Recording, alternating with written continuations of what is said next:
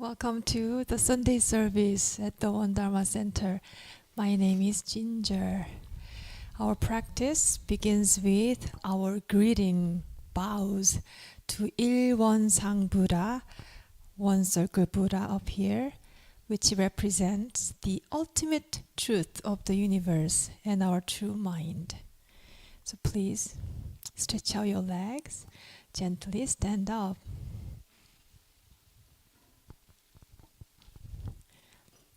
You can stand side your mat or in front of your mat. Join your palms together in your heart center and join your minds together. We'll make full bows. I bow in gratitude to the grace of heaven and earth, honoring the infinite beneficence of nature and the universe.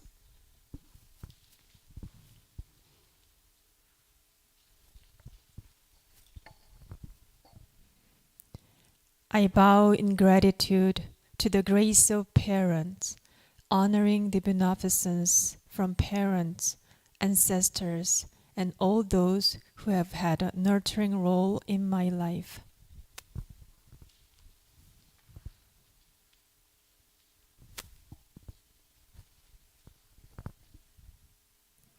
I bow in gratitude to the grace of fellow beings, recognizing the truth of interconnectedness.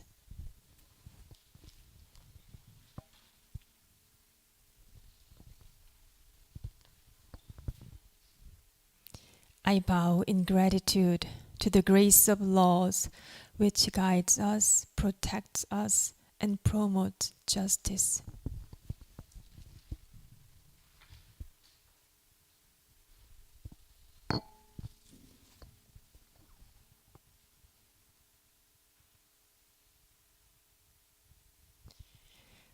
Please remain in standing. Please welcome Karen, and we'll do yoga stretching.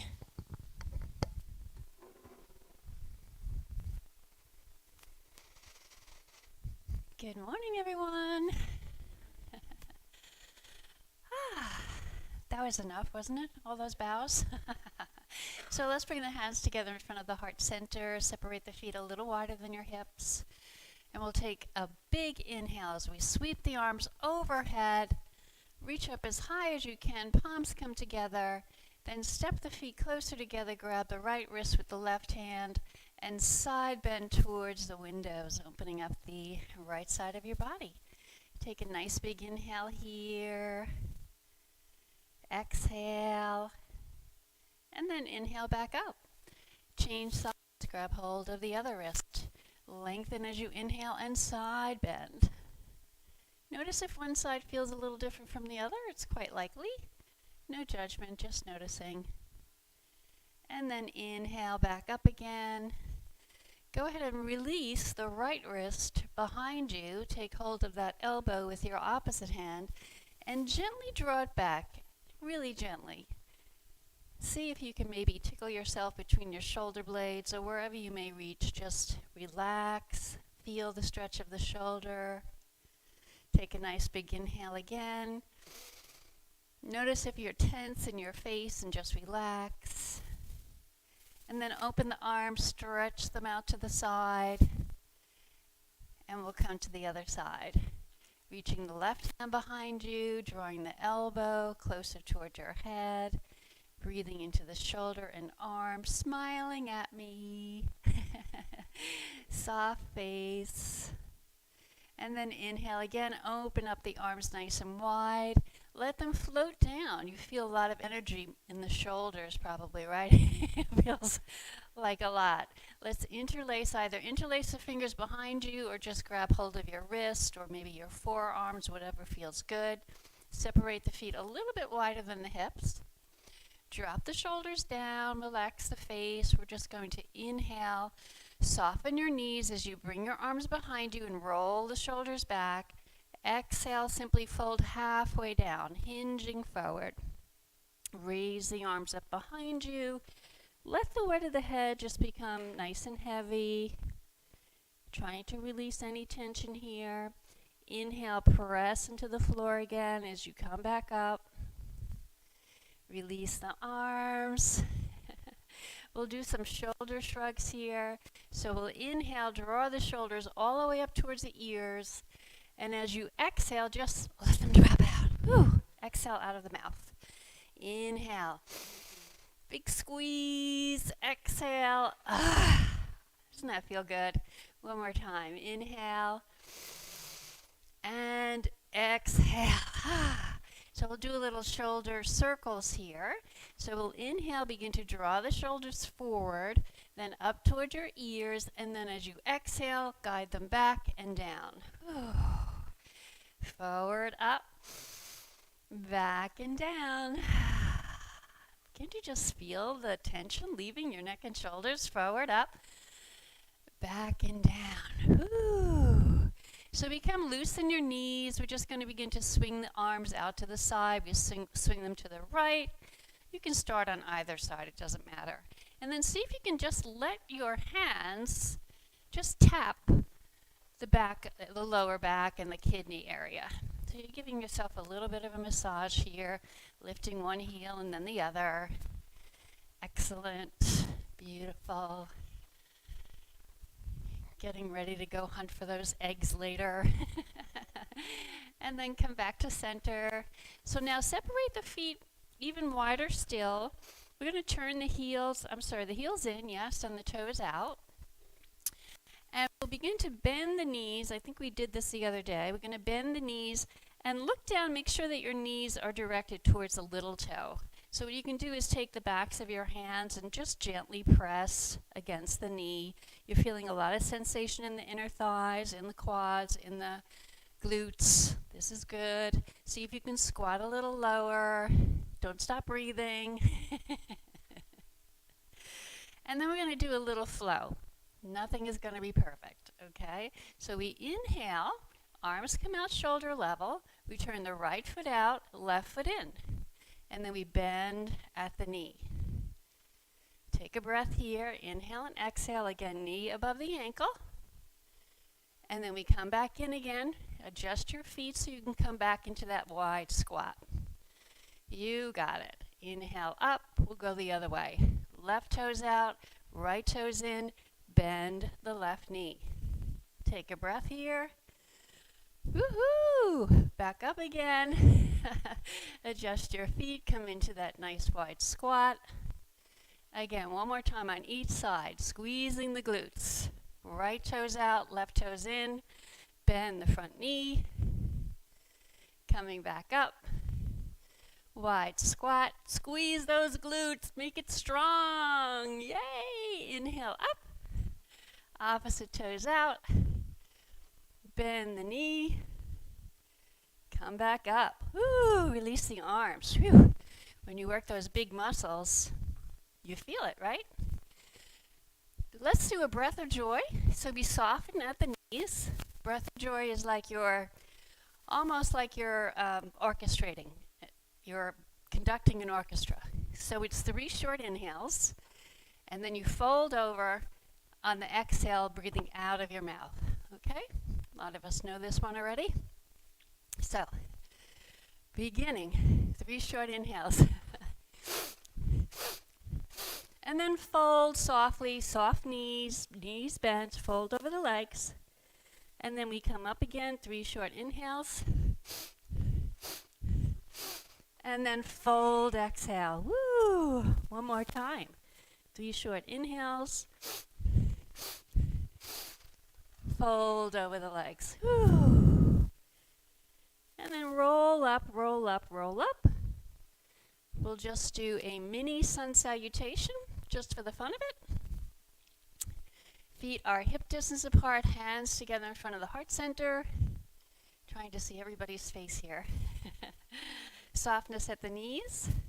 So we root your eyes, ground down a little bit as you inhale and reach all the way up, gathering up all the sun's energy. On the exhale, hinge forward at the hip crease, straight back. Fold over the legs. Then come halfway back up again. Glide the hands back up to rest on the knees. And then exhale, fold again, soft knees. And then root to the earth.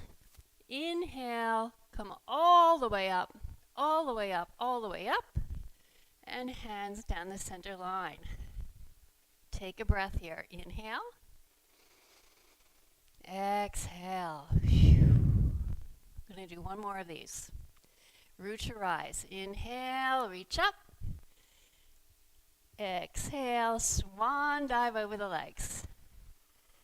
Woo, lifting the tailbone. Inhale, halfway up, straight back, roll the shoulders back. Exhale, fold again. Then inhale, big inhale as you bring yourself all the way up, all the way up, all the way up. Exhale, hands down the center line. Take a breath here. Good? We're all good? Thank you so much. Enjoy your day.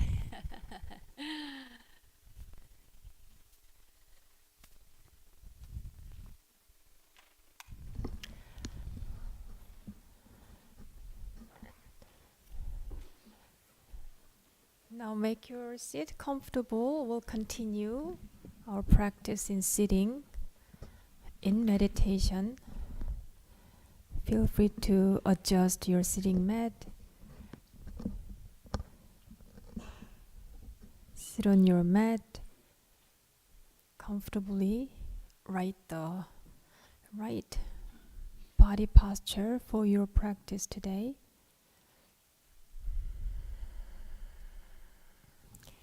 Drop your shoulders down.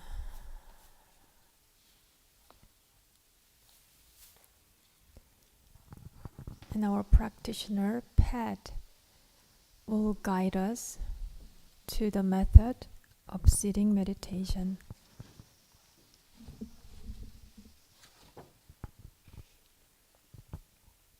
The method of sitting meditation is simple and easy. Sit comfortably on the floor or in a chair. Breathe in, grab all your tension, and breathe it out. Open up your chest and heart, stretch up tall, and align your spine from your neck to your tailbone. Relax your shoulders and arms, then allow your hands to rest on your knees.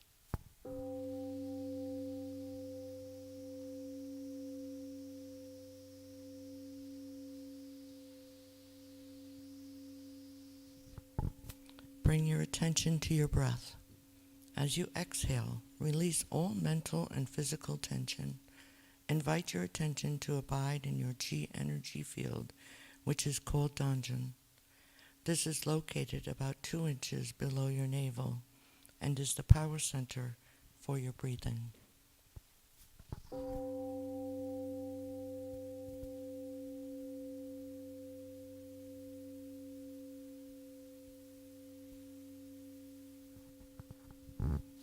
Open your eyes and gaze downward over the end of your nose and to the floor. Keep your mouth closed and allow the tip of your tongue to rest gently against the roof of your mouth. When your mind is concentrated and calm, pure and clear saliva may gather in your mouth. You may swallow it. Relax your facial muscles and notice your gentle smile.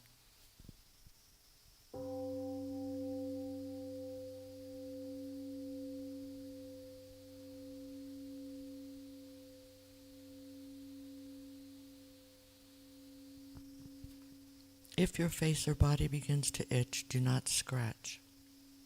This is just a sign of energy circulating in your body. Simply note the itching and let it pass. Legs ache unbearably. You may change position very slowly and quietly as you maintain a calm stillness and do not interrupt others.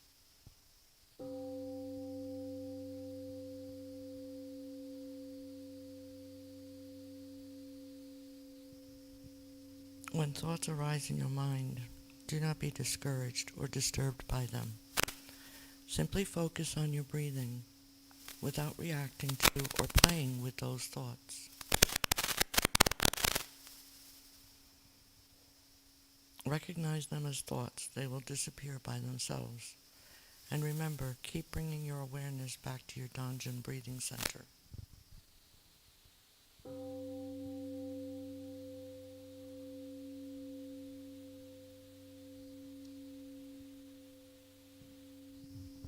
If you continue practicing meditation for a long period of time, you will rest in the realm of samadhi, deep meditation, in which the mind is calm, concentrated, perfectly focused, and at peace, with no distinction between self and others, time and place.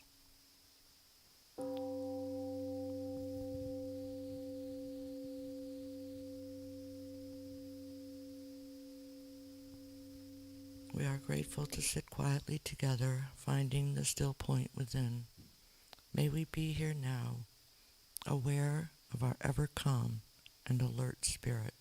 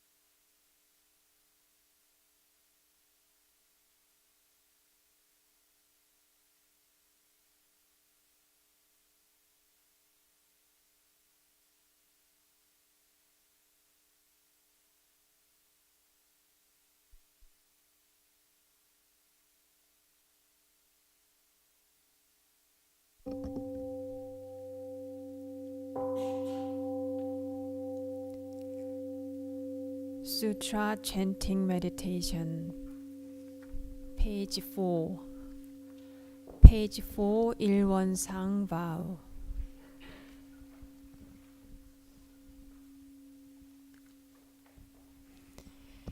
일원상 vow.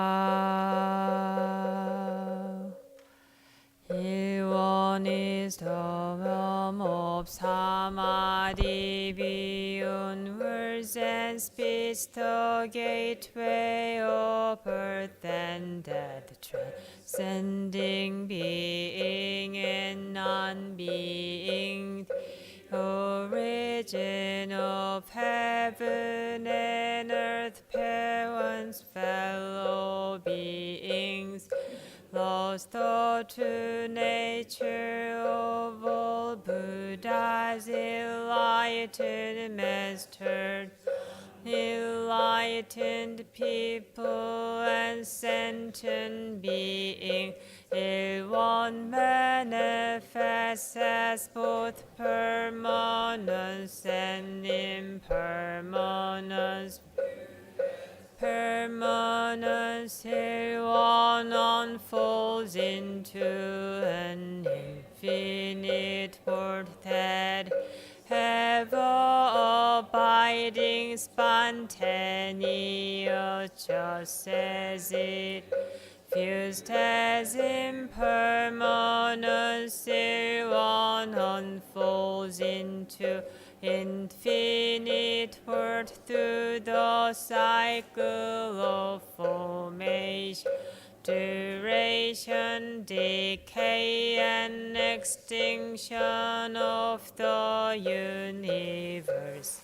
The birth, aging, illness, and death of all beings, according to how we use our minds and bodies in the four forms of earth, we transform.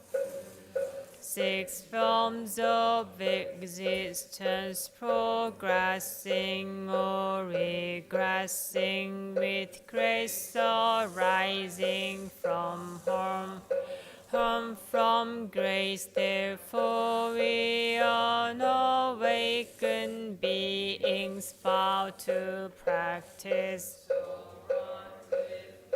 modeling ourselves after one Sangha Dharma Kaya Buddha, cultivating our minds and bodies, deeply knowing human affairs, universal principles thoroughly, using our minds and bodies skillfully, thus progressing rather than regressing, receiving grace rather than harm, until attain the great empowerment of one and become one with the nature of one.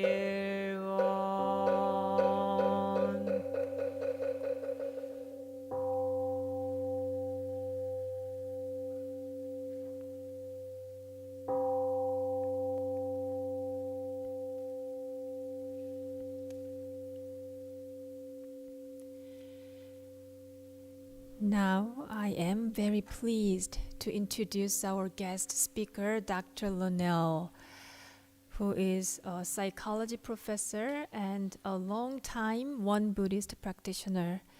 Now she is retired from her profession, and so she is even more actively engaged in incorporating her specialty with the Won Buddhist teachings and helping others. Her title today is her talk is entitled Won Buddhism, Sacred Science. It sounds fascinating. Let us welcome our guest speaker, Dr. Lennell. Palms together. Good morning. Thank you. So thank you, everyone. Thank you for the introduction. So it's wonderful to be here this morning with you. Beautiful day. And we've been on a retreat over the last several days talking about psychology and Buddhism, right? And so I was also asked then to do this Sunday Dharma talk. And I thought it would be good to kind of incorporate some of what we've been talking about into this talk, right? So let me just get underway because we have time schedules here, okay? You know, having been a professor for a long time, I've never had a class that was only 35 minutes. So I'm going to watch my time here and try to stay on course. So when people talk about psychology and Buddhism, a lot of people think, well, this relationship just seems absolutely perfect. I mean, it should fit hand in glove. You know, psychology studies the mind, right? That's one way in which we look at it. And Buddhism studies the mind. So, yeah, they go together, right? Even we have some Buddhists who have thought it would go together. So much that declarations that Buddhism would enter the West through psychology. Right? Encouragement of people in the sciences, the neurosciences, and in psychology to actually take up the banner of studying the meditative mind. Right?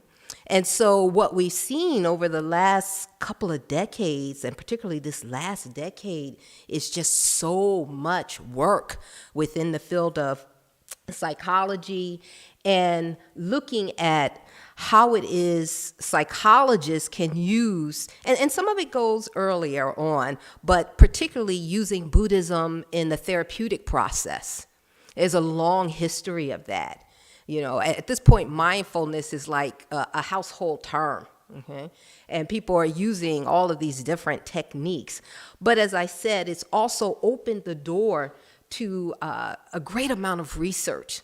And so there are many psychologists out there who have written books, published works, they run trainings, just all kinds of things that are being done with Buddhism within psychology. So great benefit.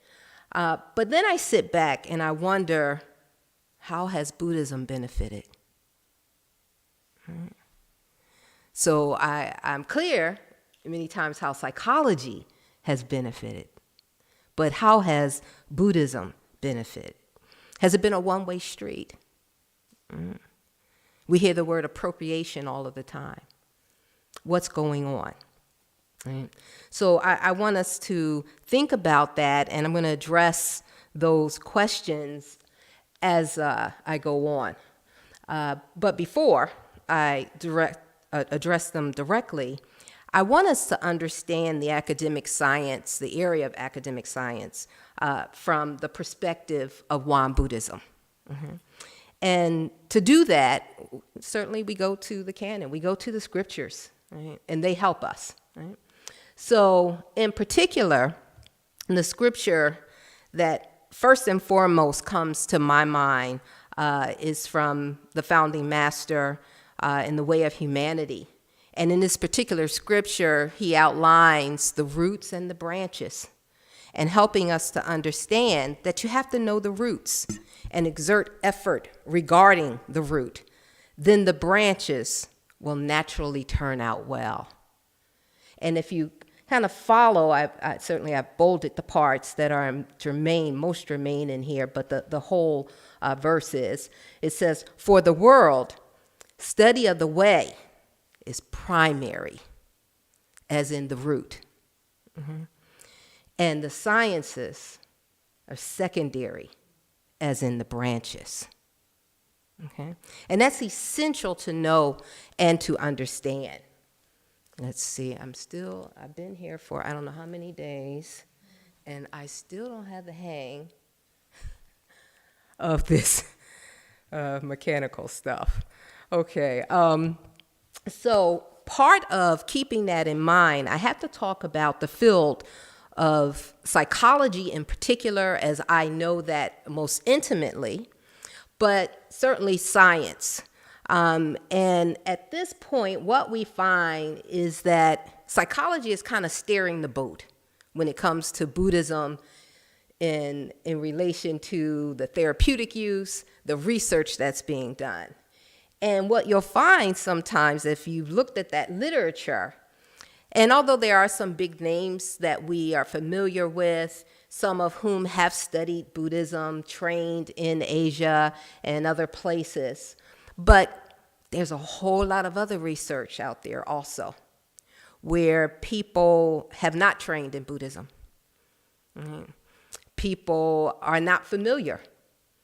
And so when they're doing the research and they're employing the techniques and what have you, there may not be a Buddhist on board the ship, okay, that's guiding and directing what's being done. And so what has happened sometimes in that research is it's like a hodgepodge mixed match of things. And they're mixing different techniques and different ways of doing things, different sects. And in the end, and if you understand research, it is very then hard to understand the results of your data and to draw appropriate conclusions. Okay?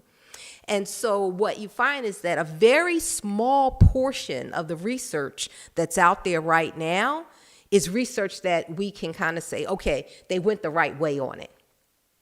They actually studied what they said they wanted to study. And that's extremely important in terms of what we call the research enterprise. I like that terminology, the research enterprise, right? The other thing that you'll find in this literature is kind of an erasure of its Asian roots as well as its African roots. Mm-hmm. That in fact, many times the concepts, the practices, the teachings are used without even using the word Buddhism. Mm-hmm. Like many people don't know that mindfulness is associated with Buddhism. And that's not to mean that Buddhism owns it, okay? Because we don't, right? Because we're not attached like that, right? So we don't own it, right? Other people can certainly use it, right? But what we do know is a lot of where this has come from, and usually and especially in the academic arena, you must give credit, right? Otherwise, what do we call that when we don't give credit in the academic arena? Plagiarism. Plagiarism is a felony in college, okay? You can be expelled for that, okay?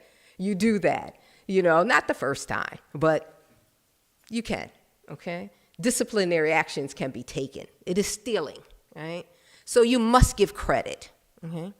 And I'm not suggesting that everybody who's not giving credit is necessarily stealing, because what happens over time is that as literature is published, and then we go back and we research that literature, if it's not mentioned in that literature, then we may not mention it in ours. And so over time, there's that erasure that can occur. And so it's very interesting. And then there's a lot of literature out there now that also speaks to the quote unquote Americanizing, right? And I'm always at a loss as to what that really means, okay, on some level, okay? But that's another talk for another time, okay? But this Americanizing of Buddhism, and what many people are writing about is that this retrofitting it has made it ready for only certain segments of the population. And they're the ones that are often showcased. And so what people have talked about is that now Buddhism is primarily for middle and upper class white women. And they're on all the covers of the magazines that you'll see around Buddhism, and sometimes the books that you'll see in Buddhism. And it's like, okay, where other people are certainly benefiting from this and practicing it. And so what's happening, right? And so I leave you kind of with this question that I want us to address is, can psychology legitimize Buddhism?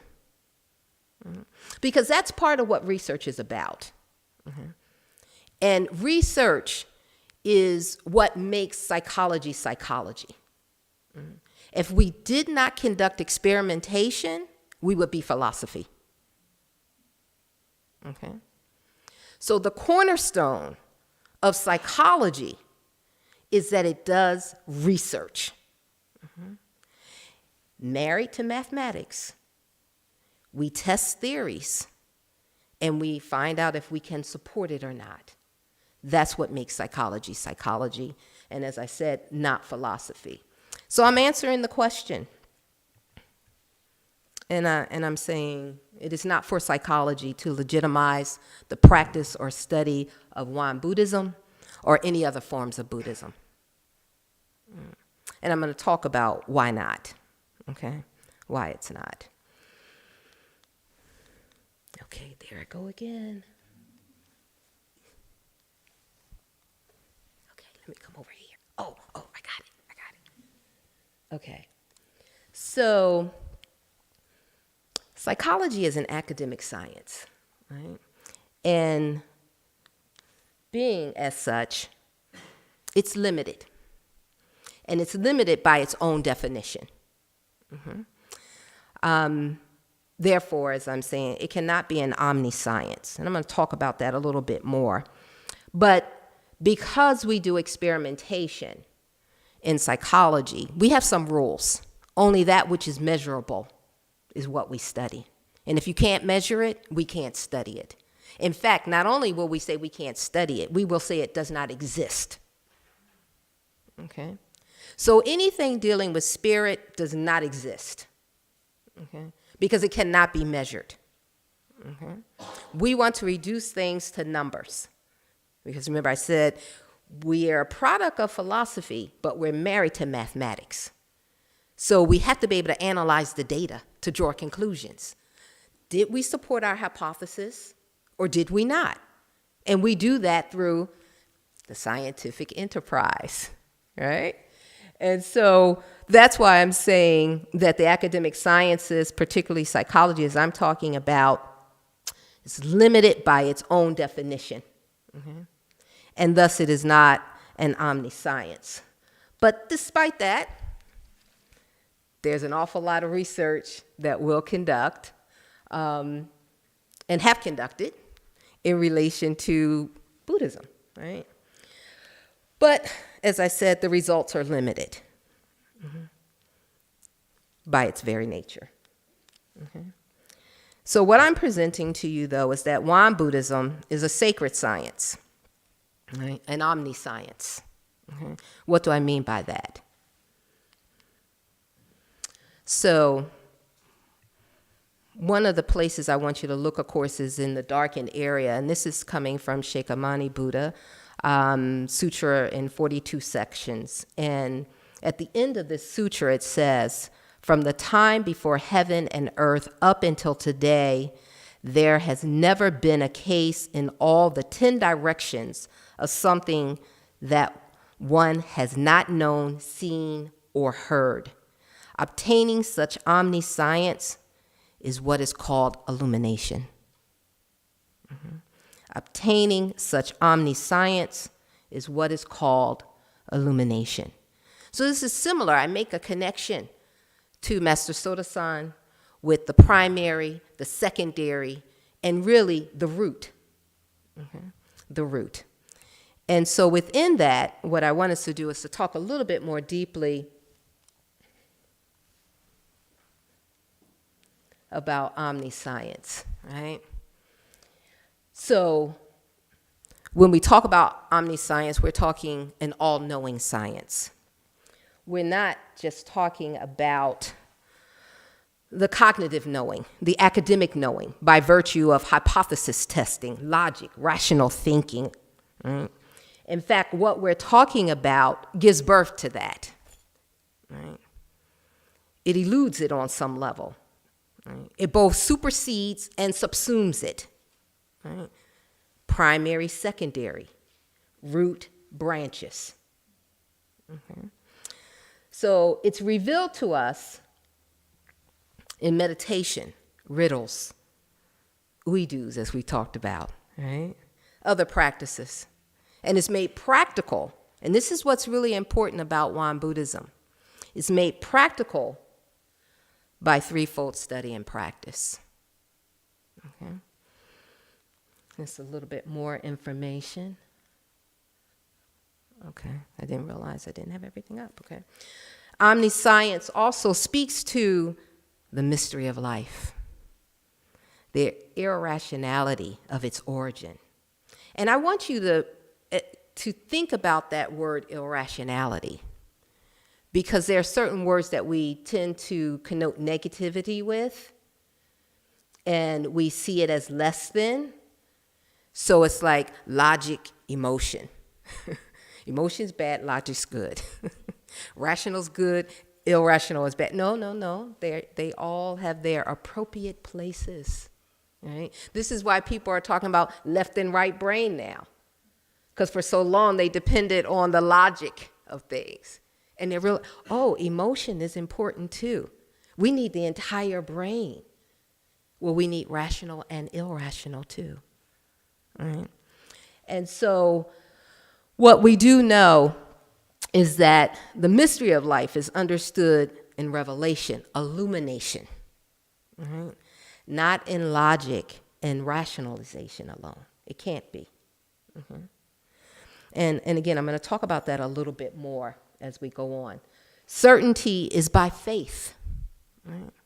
And it is realized experientially, right? Again, Sheikh Amanabudi said this to us, right?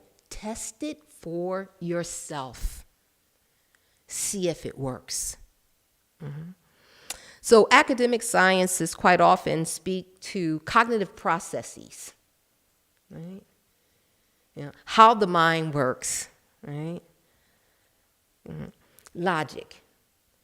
And sacred science, Won Buddhism, speaks to also the spiritual secrets, if you will. And here, what secret means is that you just don't know. But you can know. You just don't know. Okay? That's what secret means here. Okay? Okay. And so what I think about then, when I'm thinking about the irrationalities, the mysteries, the secrets, I go back to the Ilwan San vow, right? And I look at the Ilwan San vow, and I've only typed in the first line and the second line of it, right? And can we read it together at the count of three? Okay. 1, 2, 3.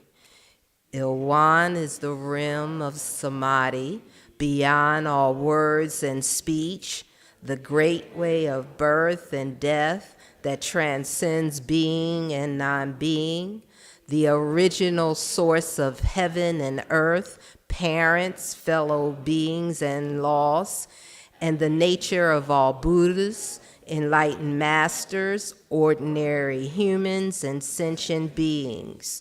We deluded beings make this vow so that by progressing rather than regressing and receiving grace rather than harm, we may obtain the awesome power of Ilwan and be unified with the substance and nature of Ilwan. Right? Academic sciences, psychology, with its current research methodology, lacks the capacity to explain Ilwan. And I'm not proclaiming that. I'm saying that's what the field says. Okay. So I've studied psychology at this point and or taught it for more than 40 years. Won Buddhism, maybe about 15, okay? So in psychology, of course, I would be considered an expert. With Won Buddhism, I say I have some level of experience, okay? So I'm speaking from a vantage point that when I look at what we just read together, psychology cannot explain that. And would say it doesn't exist. How would you measure Ilwan? when Ilwan gave birth to measurement. Right. So, interesting. Okay. So, how has Buddhism benefited psychology? Right. There have been some benefits, right? But did I write that wrong? It should be how has psychology benefited Buddhism, right? Sorry, reverse it, okay? I was seeing if you were on your toes and nobody caught it, okay? So, greater acceptance, visibility, increased membership in terms of, Buddhism. I mean, this country is built on what we call white Anglo-Saxon Protestants that are typically male, able-bodied, heterosexual. That is the foundation, right? And many of the institutes support that reality, right? And so when we understand that, and we look at what has happened politically in the country over the years,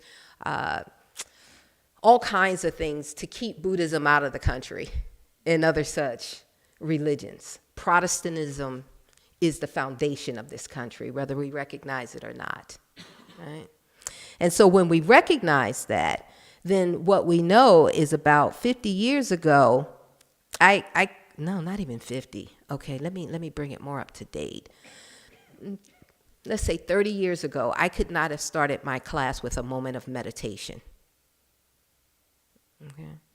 I may have been able to sneak it in with a moment of silence, which initially I started doing that. We're just going to have a moment of silence, okay? I could not have stood up and said, let's do some Qigong. Let's do some Tai Chi, okay? It would have been more difficult, okay, even at the collegiate level, okay?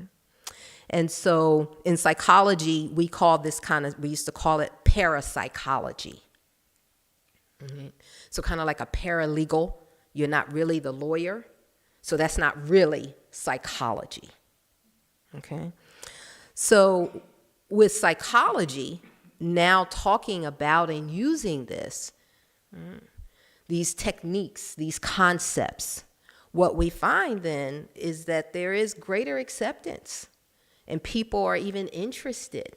People are coming to temples and want to know about, what is this? Can I use it for my back pain? Okay. All kinds of things we come up with, right? Oh, I forgot about sometimes I forget, okay? And then there is some academic research, but I told you have to be on some level, you almost have to be a researcher yourself to be able to know if the research is good or not, okay? So we're trained. I know how to conduct research. Therefore, I know how to look at an article and know if the research is good and I can trust it or not, okay? And unfortunately, most people, they're not trained in that manner. And so they don't know if this is a good study or not. And therefore, they might assume that it is when it's not. Because I'm telling you, probably 95% of the studies are not good in this area. Okay. And there are some researchers who are out there who, in fact, will tell you that as well. They've written books about how poor the research is. Okay. I'm trying to think of the name of the one that I most recently read. Altered States, I think was the name of it. Okay. But there's potential here, right? There's potential that I think we call it participant-based research. Right? This had been a problem in psychology, that this notion of being an expert, and I just want to, okay, good, I think I'm in good timing. I just want to take a moment to help us to understand what it means to have a terminal degree in an area like psychology, right? So having a PhD in psychology, your degrees get more narrow as you go up. Your bachelor's degree is what's considered your breadth degree, right? You take courses throughout the academy. And then once you finish that breadth degree, you move into a master's degree, but it's only in your area, okay? And many times, even within psychology, you select an area in psychology that you're going to specialize in, right? And then with a PhD, again, only in your area. You could switch areas, like my master's degree is in clinical psych, and then I switched to social psychology, okay? But my research within the area of social psychology is where you have your greatest expertise. So although people consider you an expert, you're not an expert not on everything in the whole wide world, okay? But not even in your own field, for real, because you can't be. There's just so many theories out there, okay? I mean, the best you can do, it's like being, we use the term kumanin, the teacher. The best way you learn psychology is to teach it, okay?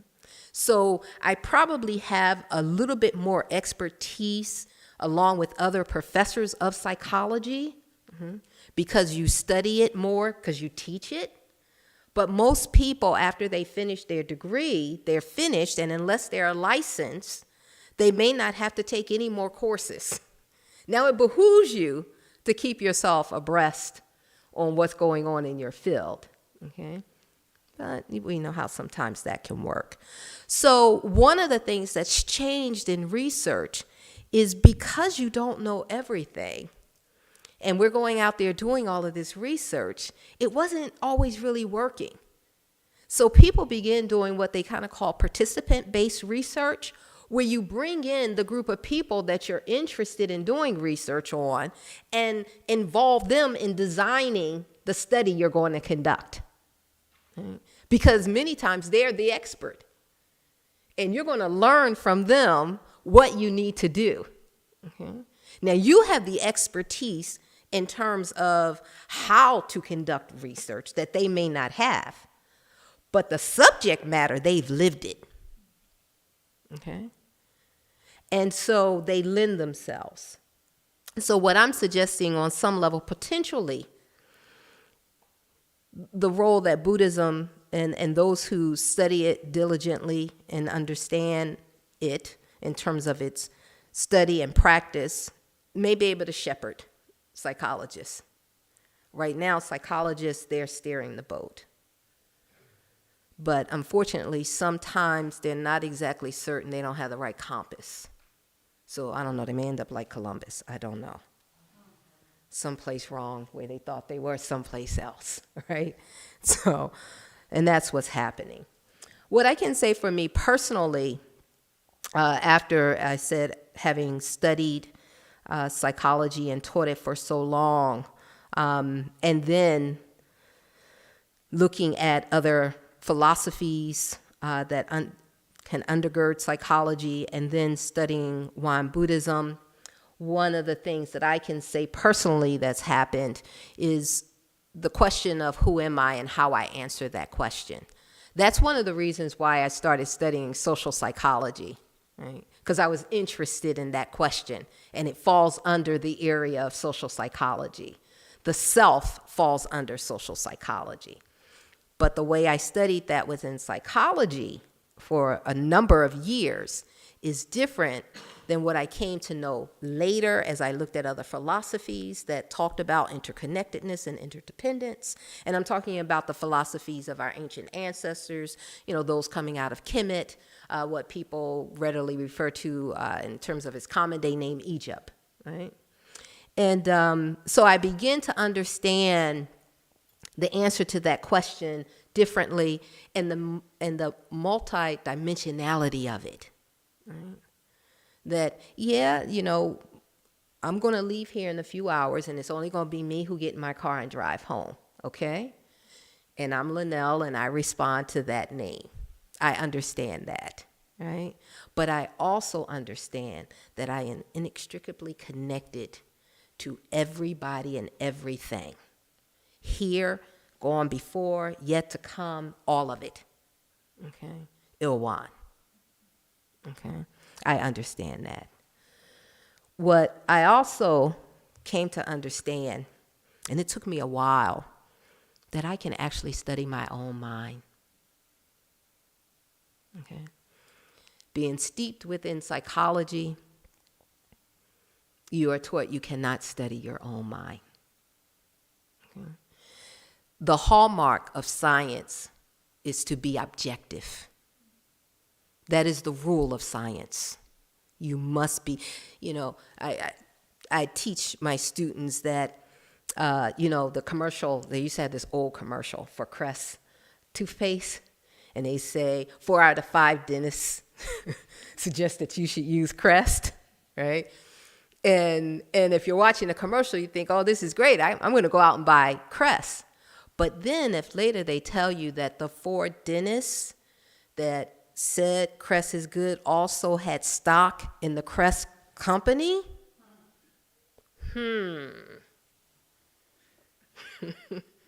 can I really trust this? Were they objective? Or should they have excused themselves from that research?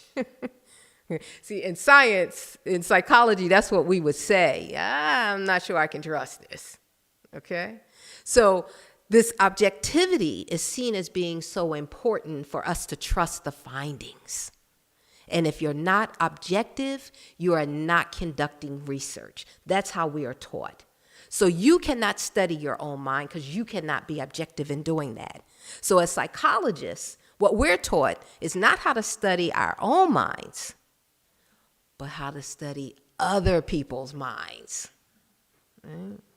So that's why at first, I wanted to be a clinician. I'm going to have people lay on the couch and, I'm going to help them. All right? But what I've come to understand is actually I can study my mind. And I'm probably best suited. And I can use introspection, although that fell into disfavor in psychology. Right?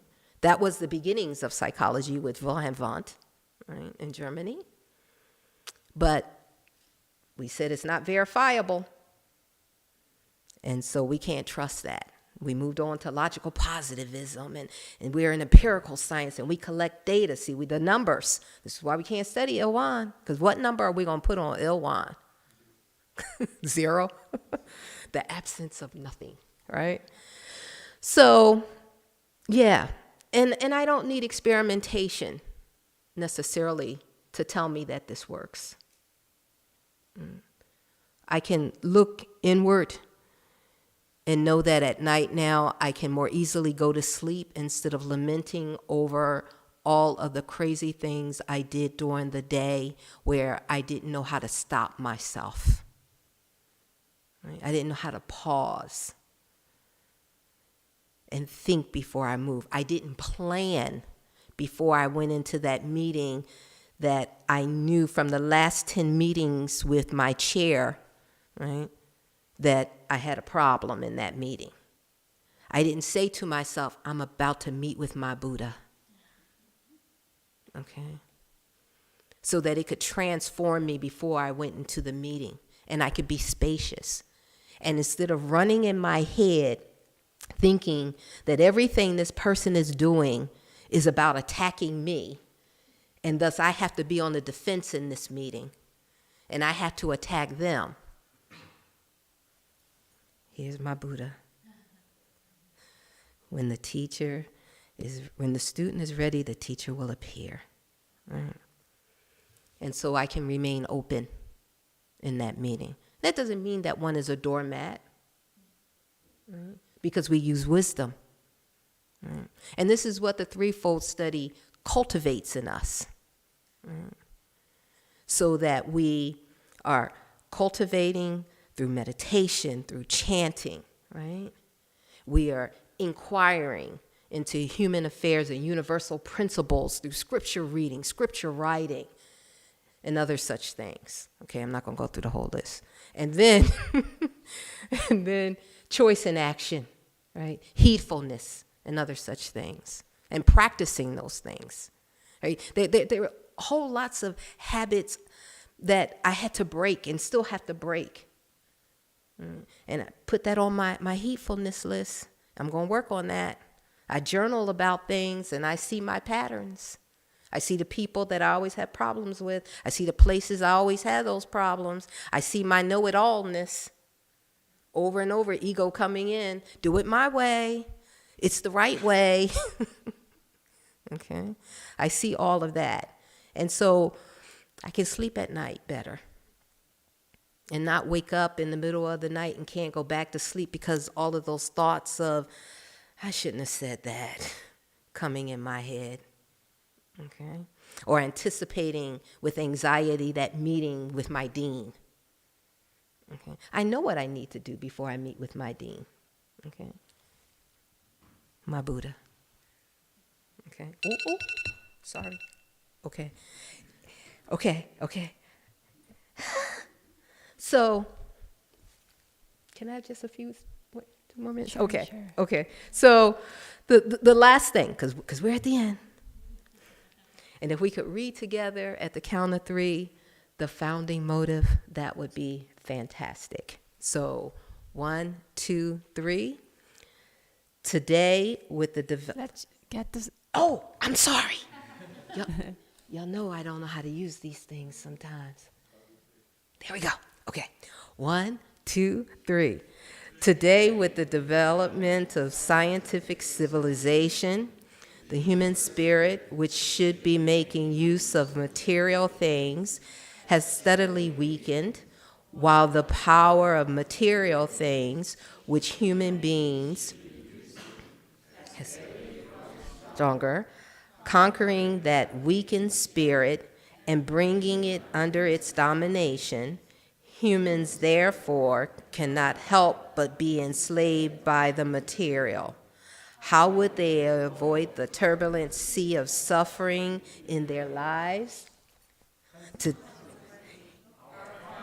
Motive is to lead all sentient beings who are drowning in the turbulent sea of suffering to a vast and immeasurable paradise by expanding spiritual power and conquering material power through faith in a religion based on truth and training in morality based on fact.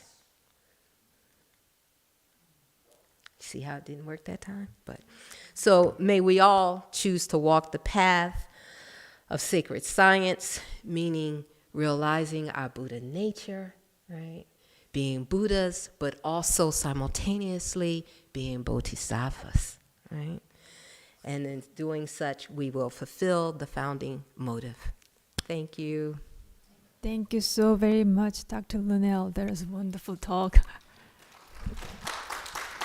So, it is rare case that we have this wonderful special guest teacher with us. So, we'll take just a few minutes to have Q&A.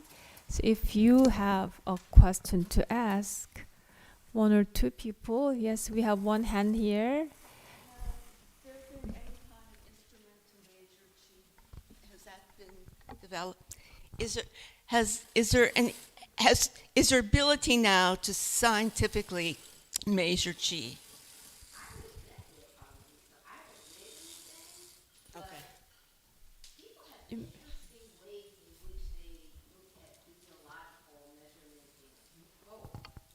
Okay, thank you. I was saying I haven't read anything in that regard, but in terms of physiological measurements, I bet there are some people out there doing some things. Okay? Yeah. But I would have to do a literature search. Right? Yeah.